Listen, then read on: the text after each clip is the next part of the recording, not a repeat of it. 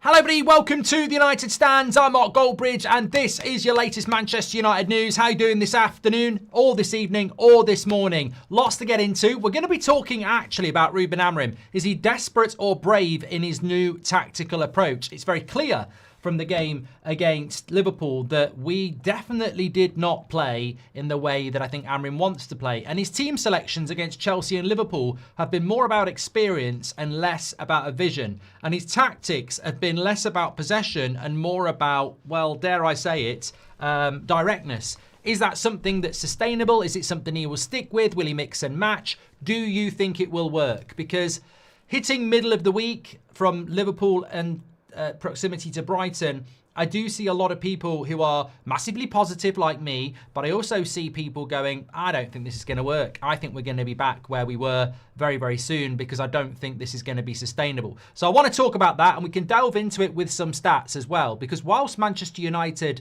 are in the top 5 for XG in relation to goals we should have scored, we're also in the top 5 for goals we should have conceded in the league as well. So there's a balance to this, which we'll talk about. But before we get into that, I really wish I had a tissue because my nose is just starting. It's not a nosebleed, is it? No, it just started to run. Don't want another cold. Just a couple of topical things I wanted to talk about right at the start. This Stiller stuff is definitely developing. It started off with Sky Germany. It's now transcended into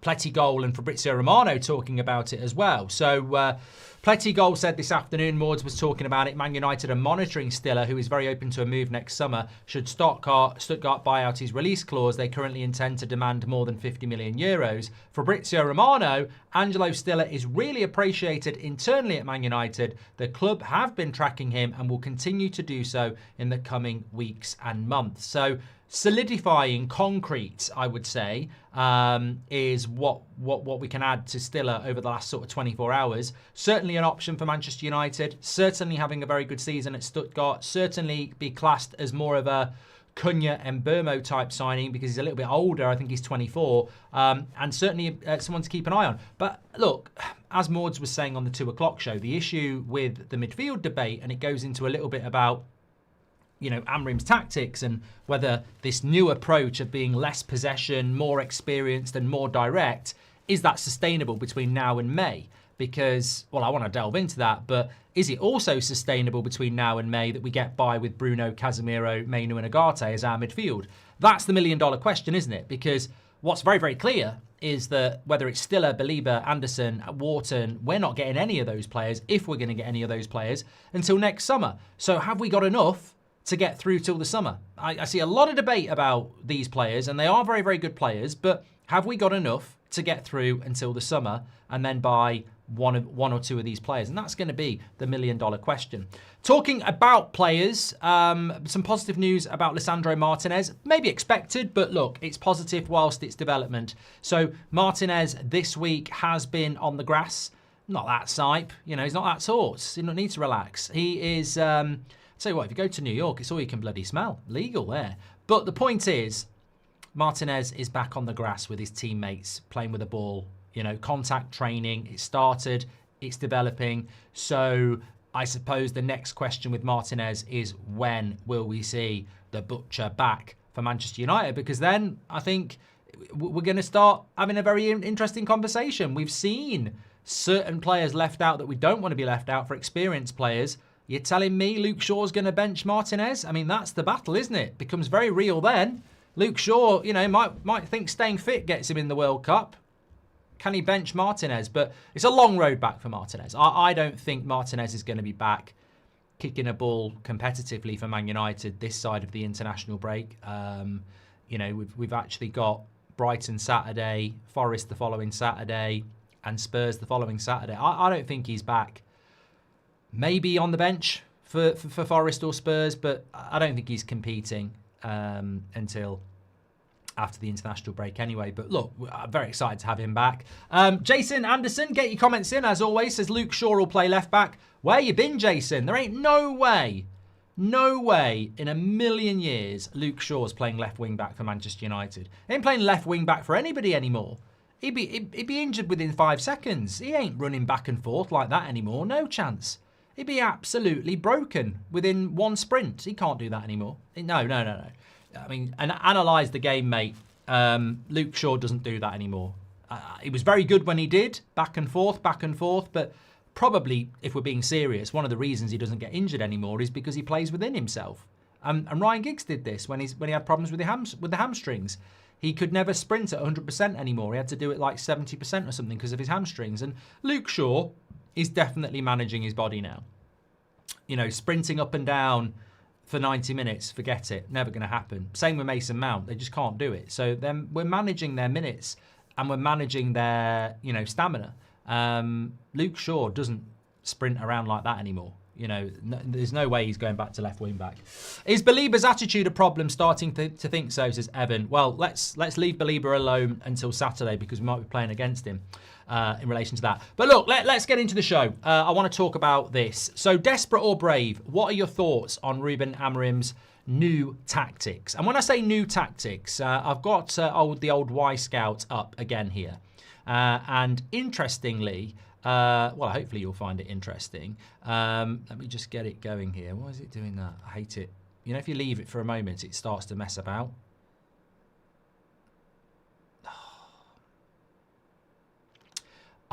Okay, you little piece of shit. It was all set up and I've refreshed it and it's got rid of all my bloody filters. It's fine, I can fill gaps.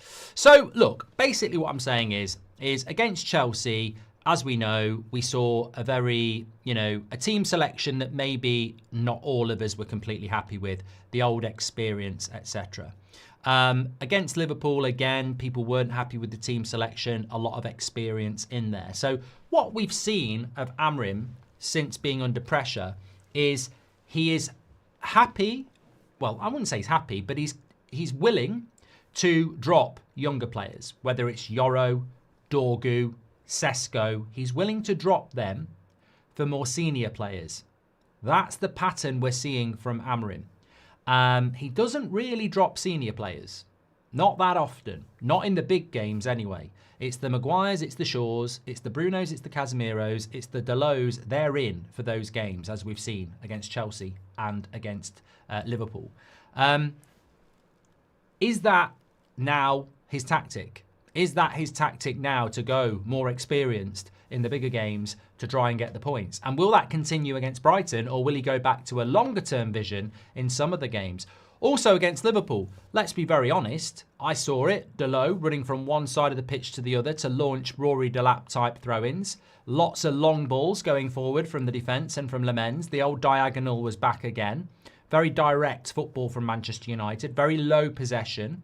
In fact, against Liverpool, actually, people. This is what I wanted to say. It's working now. It will load up now. So, with expected goals, Manchester United's XG is 15.3, putting us third behind Arsenal and Crystal Palace and ahead of Liverpool across the whole of the Premier League this season. However, we're actually fifth in expected goals against. Just behind Fulham, Forest, Burnley and West Ham. So in some ways, we haven't conceded the goals that we're probably expected to, but we haven't scored the goals we're expected to, which is quite interesting. But when you look at the Liverpool game, we had 36% possession against Liverpool with an XG of 1.26. Liverpool had 63% with an XG of 2.76. This is why stats to me are a load of bollocks, because we won the game 2-1. But I think stylistically, there's a little bit of confusion about what we are now, because before the Liverpool game, a lot of positive people would say, our XG, we're top of this, we're top of that, we're top of this, we're not winning the games we should be winning, we should have won against Fulham, we should have beat Arsenal, the XG tells the truth, we should have scored more goals, therefore we should have been higher up the league. True, and the stats do feed that out. But then against Liverpool and Chelsea, our possession was really low. Like really low. And our XG was low. And our tactics were very much pump the long ball, throw the long ball, and rely on those, counter-attacking moments. Will we do that against Brighton? Or will we go back on the front foot like we did against Brentford and Fulham and hope that we can turn it into wins like we did against Burnley and Sunderland? And I think it's all about balance, says Cigar. And I think that's what I'm hoping for as well. I'm hoping that this, I wouldn't call it desperation and I wouldn't call it brave, what Amorim's doing. I would call it balanced. I think it's a balanced approach. I think that there are certain games where he's looking at it and going, I need my experienced players. I want to play in a certain way. I saw Jamie Carragher talking about it on Monday Night Football, but we were talking about it on the watch-along as well. It was very, very clear against Liverpool that very, very clear. I mean, you'd have to be you'd have to be watching football for the first time not to see it. So what we did a lot against Liverpool is we pinned the long ball up front to nobody because Sesko wasn't there. We let Konate or Van Dijk win the header, but then we made sure we won the second ball.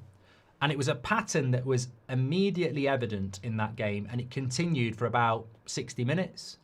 And then we stopped doing it and started trying to play through Liverpool, and that started to cause us more problems. In fact, I think we're one of the worst clubs in the league for losses of possession. But when we were hitting that long ball, it worked really, really well. And I think that, you know, this is what I mean about Amorim and tactics against Liverpool. I think it did work quite well because it was quite basic. We're not the only team doing this, by the way. Arsenal are doing it. A lot of teams are doing this route one football. I don't like it. But it's effective. And it frustrates teams that don't want to do it. And we frustrated Liverpool, as we saw at the weekend. I just wonder, well, look, he can't keep doing it. That's what I'm saying. It won't work if he keeps doing it, because no Man United fan's going to put up with crazy gang tactics of Wimbledon or Stoke. And that's effectively what a lot of teams are doing at the moment. I said it to you last night. Like, there's a stat out there at the moment that there's been double the amount of long throw-ins into the box in the Premier League compared to this time last season. So a lot of teams are going route one. A lot of teams are playing the percentage ball. And it's funny. It's funny because we're not the only people doing it. And it was a very effective... Look, I ain't got a problem with doing it against Liverpool at Anfield, by the way. God, no. I ain't being negative about this. Like, we can't go to Liverpool and open up and try and pass through them. You know, we'll be dead. We bypassed their press by booting it long and winning the second ball. And that got us higher up the pitch. I mean, you think about what we've seen in the Premier League and from Man United badly under Ten Hag and sometimes under Amorim. You know, keeper gets it, passes it to the fullback, the press comes on, you start trying to play triangles, you miscontrol the ball, and then you concede. And every team's been doing this religiously for probably 5, 6, 7 years. You boot the ball to the halfway line, you can't get pressed. Their centre-back wins it, then you win the second ball. You've probably won the ball around the halfway line. So this is a tactic, and a lot of people are doing it. But what I would say is, you can't keep doing it. That can't be the vision, because to be honest with you, whether it's us or somebody else, people rip the piss out of Wimbledon and Stoke, and that's what a lot of people are doing at the moment. I mean, I find it appalling that Dalot will run from one side of the pitch to throw a long ball into the box. I think it's disgusting. It's anti-football for me. But it can be quite effective. We scored a goal against Sunderland with it, didn't we? So, look, I don't want this to be the future of football in the Premier League or for Manchester United. But I think against Liverpool, it was very effective. I don't think we'll see him do it against Brighton. If he does it against Brighton and we win, I'll be very happy. And if we keep winning, I'll be very happy. And if we get into the Champions League, I'll be very happy. But I'm not going to be a hypocrite. I'm not going to sit there and say I like the way we're playing football. I don't want to watch Man United pump long balls and throw long balls into the box. I don't want that to be what we're about. And I don't think it will be what we're about, because I don't think that's what Amorim's all about. But I think in the survival instinct that he's had to have over the last few weeks, he's definitely gone down the route of, I'm going to use... And look, who does long ball suit? Harry Maguire. Who does long ball suit? Dalot, because he can throw it long. You know, some of these players actually suit this style of football as well. So you can see why he's done it. He needs to, I mean, many of you were going to sack him. The media were going to sack him. He beats Liverpool and everyone's saying maybe Man United are on the way back. Would he have beaten Liverpool with his sporting tactics? No, he wouldn't. So there's a survival instinct there from Amorim, and it's a new way of playing. But I don't think I don't think he will stick to this. I think against Brighton, we will go back to being a little bit more on the front foot. I think against Brighton, we'll see Sesko and Yoro start as well. And maybe what he's doing is, as Sagar said, maybe it's just about balance for AMorim now. Maybe it's like, I haven't got my midfield. This is not the team that's going to be my team. So I am going to approach every game like a cup final. And I'm going to manipulate my team to the game that's being played. And when you've got a whole week ahead of you, why would you not do that? You know, maybe this week he's looking at Brighton and going, I mean, for God's sake, if we're not doing this, then we're doing something very wrong. When you're only playing one game a week, you 100% should be looking at the opposition at a very granular level. I mean, imagine if we were playing Europa League football, and imagine we were playing, I don't know, give me a team, Roma in the Europa League. I don't know whether they're in it, right? You're playing Roma, that means day off after Liverpool, Tuesday, Wednesday preparing for Roma, play Roma, fly back, Saturday have a quick look at Brighton on Sunday. That's the schedule of a team who's in Europe. Man United beat Liverpool, Monday light training, whole week to prepare for Brighton. Instead of half a day's training, you've got 4 or 5 days. So I hope that what we're going to see from AMorim is more adaptability in his tactics. If you're going to go to Liverpool and you're going to play Maguire and Casemiro and drop Sesko and drop Yoro and you're going to go more direct and you're going to come up with a tactic that works, great. But against Brighton at home, I want to see a high line. I want to see Sesko as a focal point. I want to see us overloading Brighton. I want to see us creating lots of chances against Brighton. I want to see us having 65% possession. And I think that's what he will do. But it's going to be interesting to see how it develops. Arik says, I think AMorim have 4 blocks he is balancing, prioritising. 1 is to win. Oh, so you're saying there's 4 blocks to his, process at the moment. So 1 is to win, 2 is mentality, 3 is tactics, and 4 is evolving players/youth. 1 and 2 go hand in hand, winning and mentality. 3, the framework, the tactics, will work, how that's going to work for 1 and 2. And 4 is a backseat right now, as it can disrupt the other 3. So, I mean, that's it's fair play. I mean, give him some love in the chat there. So, I mean, what a way of putting it. There's 4 blocks to what AMorim's building. Number 4, evolving, developing players and young players has to go in the bin for now, because winning and mentality are the focal points, and the tactics will revolve around that, which is basically what I'm saying, isn't it? Like, we've got to balance our approach to every game to get the best out of each game, to get the results he needs to survive. And developing young players and developing systems and developing players has to take a back seat, because it's a results business, isn't it? And I think you put that very, very well. And also, let's not forget that I think Maud's mentioned it too. I mentioned it the other night because one of you mentioned it. It's great to beat Liverpool, but his win ratio is abysmal, and he would have to win over 10 games in a row to get his win ratio anywhere near the one that Solskjaer got sacked with. So he needs wins. He needs wins, and analytically, he's got to look at every single game. But look, it's not all positive. I do take on board that if Gakpo scores one of his chances that hits the post, Bruno and Dalot had a shit game, and we might be having a different conversation. We're not. We're looking positive and we're looking forward. It could have gone the other way, I suppose. Directness is... Oh, what about the sales, says Ryan? I will talk about that. I forgot. I will talk to you about that. JB says, directness is better suited for us than possession. The Liverpool game should be the sample for AMorim to survive. Hence, tweak after more signings. JB, I don't want to see us playing like that Liverpool game week in, week out. I want AMorim to stay, and I will always want Man United to win. But I'm not going to be a hypocrite. I'm not going to sit here and say, you probably watch me on the watch-along. Watch me on the Saturday. Like, if I see Dalot running over to the other side of the pitch to put a long throw in, I'll be rolling my eyes. I find it disgusting. And maybe I'm old school, but I find it disgusting because I lived the years of Stoke and Rory Delap and the piss-taking they had. Him and his bloody beach towel drying the ball to launch it in the box. They were ridiculed for it. They were absolutely ridiculed for that. And now it's okay to do it for the top clubs. So I don't like that.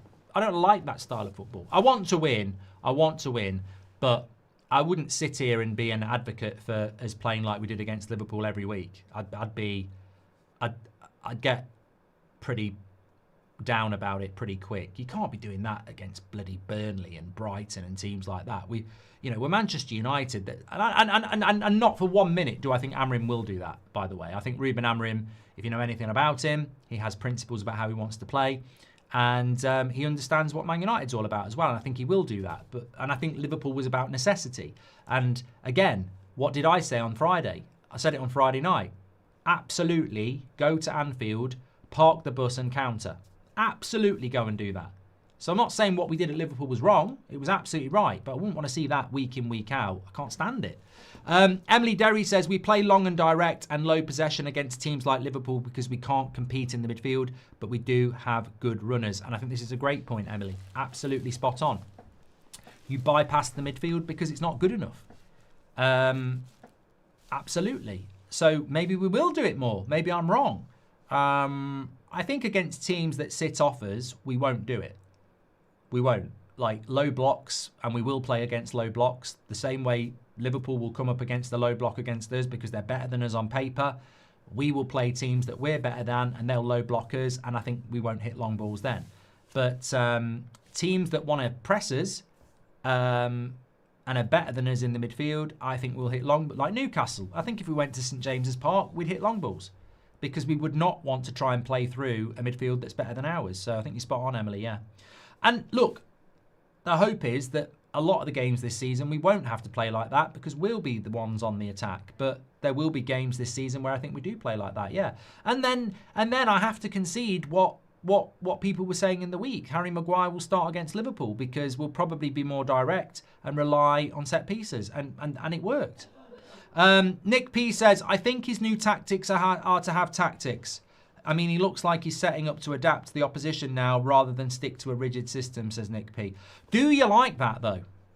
Do you like that, Nick? I mean, this is something that David Moyes got criticised for. I mean, that's a long time ago. Some of you, feels so long ago, some of you weren't even born. But Ten Hag got criticism for it. Ollie definitely did. Should we be a team that changes our style of play based on the opposition? No. I think you've got to implement a vision. You've got to implement a best 11. I don't want to see a Man United side that is looking at the opposition and going, right, you're dropped, you're in, because they're quick there and they're tall there. I mean, I don't want to see that. I don't mind it against the top 2 or 3 clubs because they're better than us and you've got to find a way to beat them.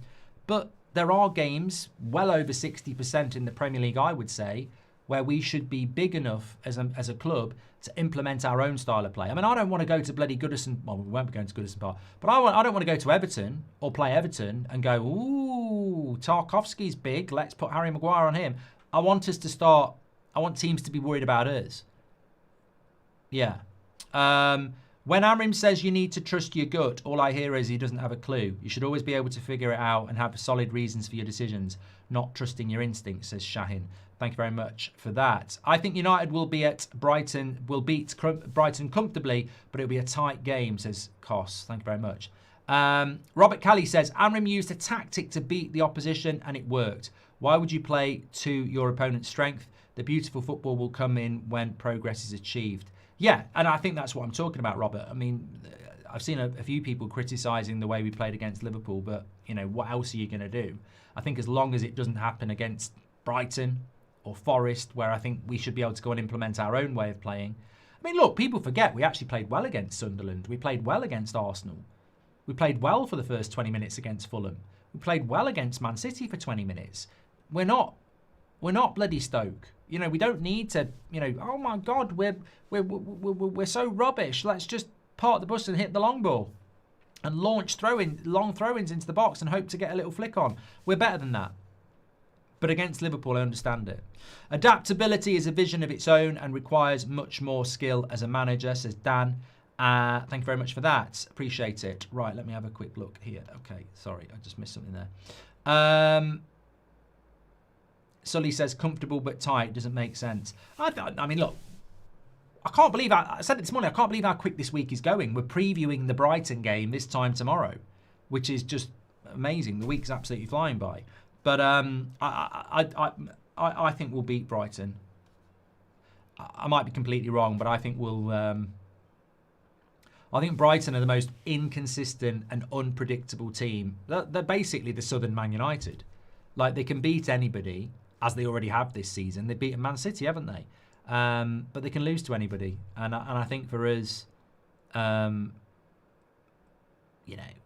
just can't see Man United not turning up for this one. I think the light switch will stay down, certainly. Can Collier be good enough to fill a spot, says Christian? I mean, last time I checked, he wasn't even a starter for West Brom. So I don't know. I don't know whether Collier's been loaned out because AMorim sees him as a player for the future that can come back, or whether he's been loaned out because they're looking to cash in longer term. I mean, what I was told at the start of the summer was that Collier would be going, and if not permanent, it would be a loan.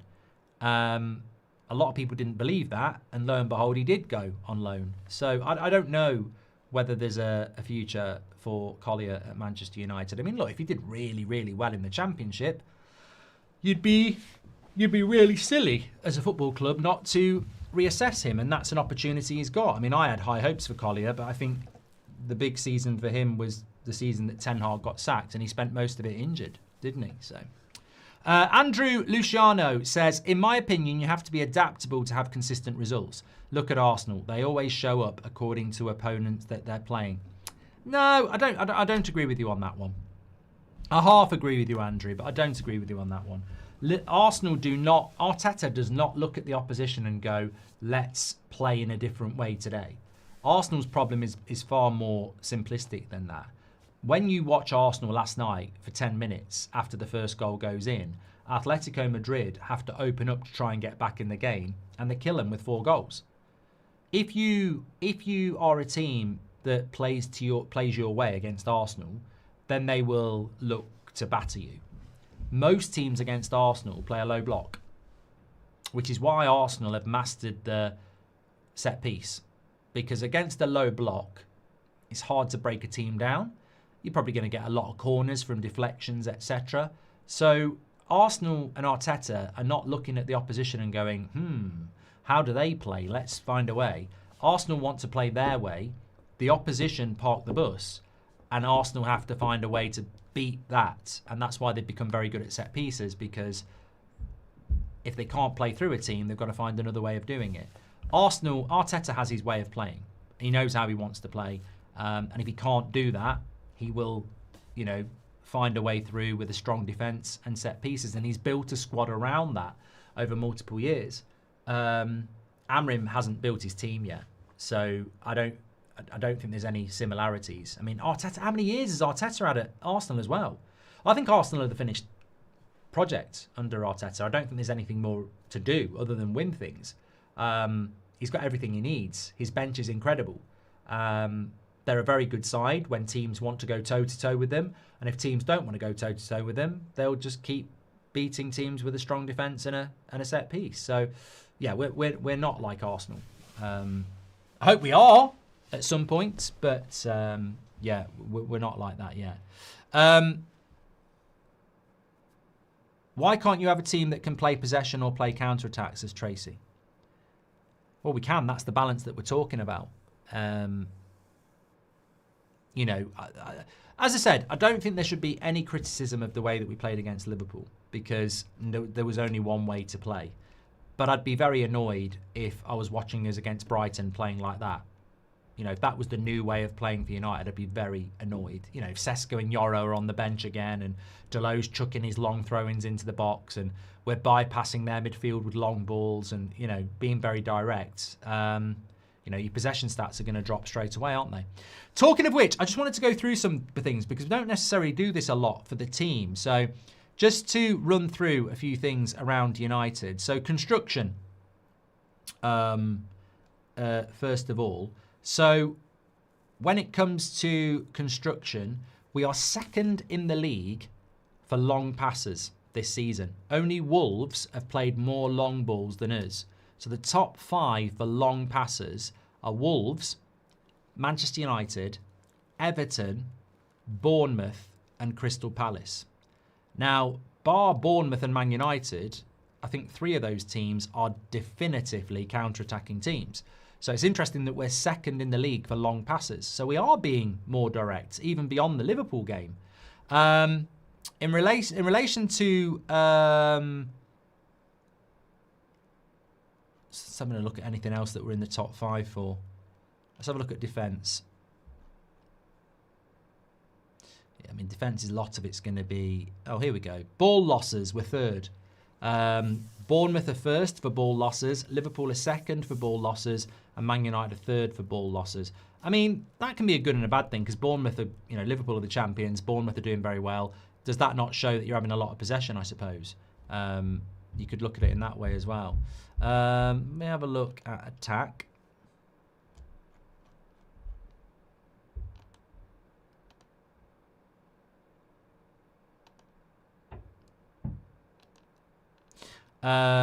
Shots, we are 3rd behind Liverpool and Arsenal. Crosses, I want to have a look at where we are for crosses. So 74. So crosses into the... Is that right? Forest are top for crosses. Tottenham are 2nd. Liverpool are 3rd. Newcastle are 4th. Wolves are 5th. Fulham are 6th. Arsenal are 7th. Bournemouth are 8th. Leeds are 9th. Villa are 10th. We're 11th for crosses. We've not been good at crosses for years. I remember one year we're in the bottom 3. So that is probably a slight improvement. Corners.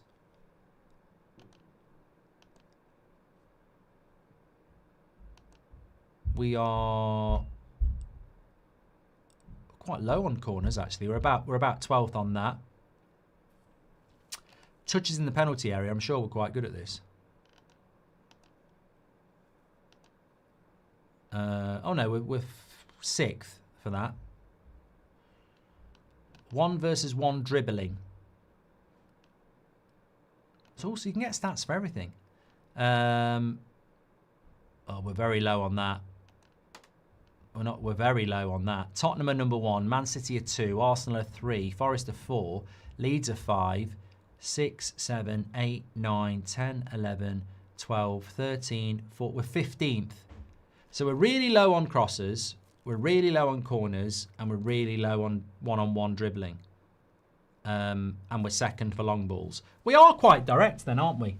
Maybe I've missed something. That's not the Liverpool game. That's not the Liverpool game. That's in general. That's the whole season. So yeah, I suppose XG can be high, even being a direct team, can't it? So maybe, I don't know. I'm going to have to start looking at the way we're playing. My feeling was that, I don't know. I think if you've got someone like Sesko in the team, you need to put more crosses into the box. I would say that. I think with the likes of Mbeumo and Cunha, I'd like to see a little bit more dribbling as well. And being 2nd in the league for long passes means we are being very direct. Look, maybe I've hit onto something. Maybe we have hit onto something. Maybe we are going more direct this season to just try and get results. Maybe, but we're not you know what? We're not the only one. There's a lot of clubs. I don't understand it actually. I mean, I'll probably talk about it more on That's Football in a minute, but I don't understand it really. The Premier League. I don't understand what the Premier League's up to at the moment. I don't understand why everyone's chucking long balls. I don't understand why a kickoff looks like a game of rugby with everyone lined up on one side and a boot up. I don't understand why the Premier League has suddenly gone like that, because the best team in the world, PSG, doesn't play like that. They do that kickoff thing, but they don't. They're a good team to watch. So I don't know. I don't know what it is at the moment. Everybody seems to have gone percentage game, play the percentage ball, go more direct. I think the fusion is better. I think a balanced approach is better. If the team and Sesko can get used to each other, crosses could be where we shine. Well, yeah, that's the way I look at it, CJ. If we're still low at putting crosses into the box, and look at our striker, I mean, that's an area I'd be looking to improve. I don't think we're going to get many crosses from the right-hand side this season. I don't see where the cross is going to come from with Ahmad, because he hasn't got a right foot. But Dorgu's side, I think, definitely we could look at that. Is it the Americanization of the game, says Nick P? Well, I was joking on Terry's channel earlier. You know, is it the Americanization of the game to get more adverts? Because I've noticed our referees really do. You can have a foul, a basic foul in the Bundesliga, and the referee gets it going again within 10 seconds. In the Premier League, a basic foul can take a minute before they go again. You know, is that to get an ad in? You know, and lots of people are very focused on set pieces. You know, watch American football. Let's go with play 6, you know. I don't know. I'm half joking. Too much confidence or stay alert for next game, says JB. Stay alert. Definitely stay alert. Right, I did say I'd talk to you about the sale. So, with regards to the sale, all we really know at the moment is that it's gone very, very quiet. But with a sale, it doesn't need to happen in 2 weeks. They could still be gathering names, etc. But I don't think the ex-player noise is anything to get excited about. I genuinely don't. I don't know what. When you deep it, why would? Is that just a naivety anyway? Like I don't think that is anything to be. You know, would Eric Cantona with the UAE make you go, oh my God, this needs to happen? It makes it a bit more familiar, I suppose. But like, it could be Boris Johnson with the UAE, and I'd still want them over the Glazers. So I don't feel like I feel like there's a bit of a red herring with the ex-players getting involved, because I remember Qatar doing it as well. There was rumours about David Beckham, wasn't there? I mean, oh God, if you can get David Beckham involved, of course, that makes a massive difference, of course, of class of 92, etc. But I don't feel like any takeover is imminent, and I think, you know, what's very, very clear is that the stadium is starting to progress. So I'm still very much of the opinion that nothing will happen, and a lot of people feel like that as well that I've spoken to, that, you know, it just feels like a bit of a story for the international break that's not going to become of anything. That's what I'm hearing. That's how I'm feeling. I just, you know, when you think about it, it was great for the international break, and we were, you know, I don't see it happening. I really don't. On a scale of 1 to 10, where does Goldstein rank? Radio fame spouting sack Ruben. How dangerous is it? Oh, he's an idiot, mate. He's an absolute prat. Like, you've just given him more PR than ever by mentioning him. I mean, I wouldn't even bring him into the. Most people won't know who he is. He's a no one. Absolutely nobody. Paid mouthpiece. Absolute no. Got no interest. Bloody hell, I didn't realise. It's why didn't you tell me it was 7:45? I'm meant to be live on That's Football. I'm not even ready. Oh my God. I'm going to get into all sorts of trouble. Right. I've got to go. Right. Thanks everyone for watching. I've got to set up for That's Football. The great conversation last night. We had a really good show. From chocolate to pet hates to a night full of Champions League goals. So I better get over there.